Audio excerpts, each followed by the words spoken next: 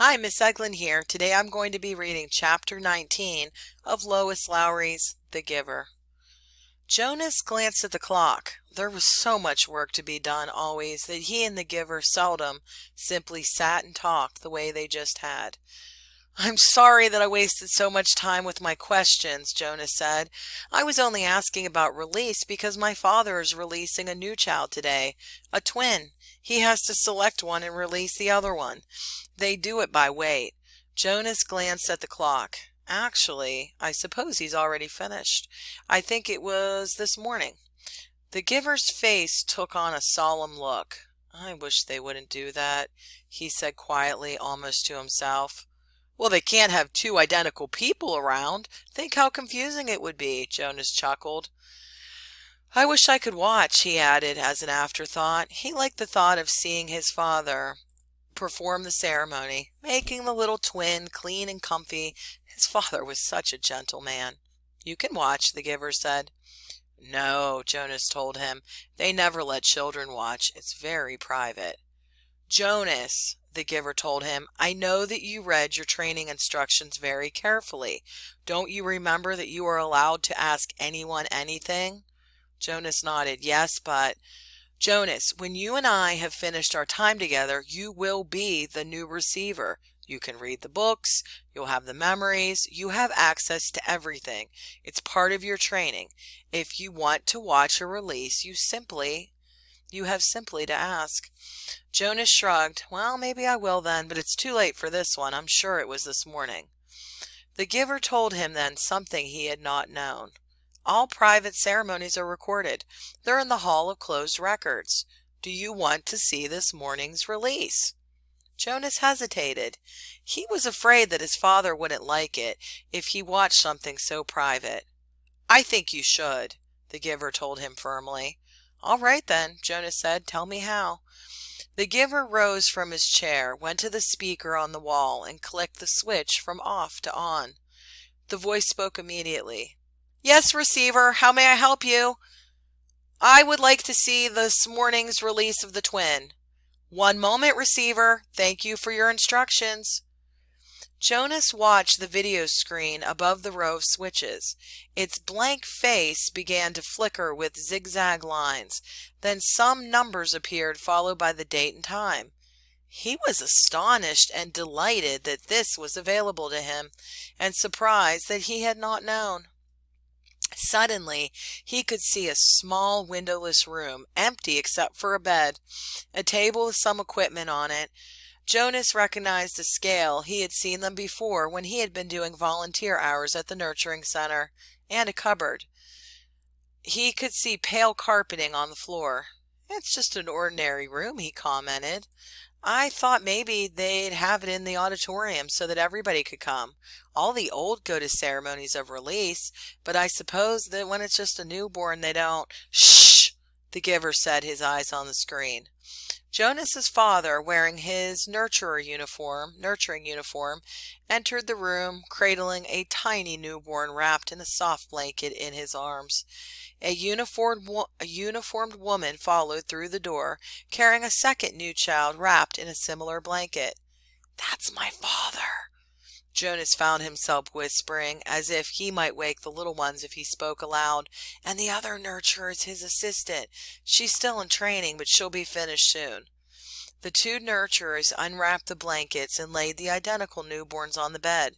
They were naked. Jonas could see that they were males. He watched fascinated as his father gently lifted one and then the other to the scale and weighed them. He heard his father laugh. "Good," his father said to the woman. "I thought for a moment that they might both be exactly the same. Then we'd have a problem. But this one," he handed one after rewrapping it to his assistant, "is 6 pounds even. So you can clean him up and dress him and take him over to the center." The woman took the new child and left through the door she had entered. Jonas watched as his father bent over the squirming new child on the bed. "And you, little guy, you're only 5 pounds 10 ounces. A shrimp." "That's the special voice he uses with Gabriel," Jonas remarked, smiling. "Watch," the Giver said. Now he cleans him up and makes him comfy, Jonas told him. He told me. Be quiet, Jonas, the giver commanded in a strange voice. Watch. Obediently, Jonas concentrated on the screen, waiting for what would happen next. He was especially curious about the ceremony part. His father turned and opened the cupboard. He took out a syringe and a small bottle. Very carefully, he inserted the needle into the bottle and began to fill the syringe with a clear liquid. Jonas winced sympathetically. He had forgotten that new children had to get shots. He hated shots himself, though he knew that they were necessary. To his surprise, his father began very carefully to direct the needle into the top of the new child's forehead, puncturing the place where the fragile skin pulsed. The newborn squirmed and wailed faintly. Why is he— Shh! The giver said sharply. His father was talking, and Jonas realized that he was hearing the answer to the question he had started to ask. Still in the special voice, his father was saying, I know it hurts, little guy, but I have to use a vein, and the veins in your arm are still too teeny-weeny. He pushed the plunger very slowly, injecting the liquid into the scalp vein until the syringe was empty. All done. That wasn't so bad, was it? Jonas heard his father say cheerfully. He turned aside and dropped the syringe into a waste receptacle. Now he cleans him up and makes him comfy, Jonas said to himself, aware that the giver didn't want to talk during the little ceremony. As he continued to watch, the new child, no longer crying, moved his arms and legs in a jerking motion. Then he went limp. His head fell to the side, his eyes half open, then he was still. With an odd, shocked feeling, Jonas recognized the gestures and postures and expression. They were familiar. He had seen them before, but he couldn't remember where.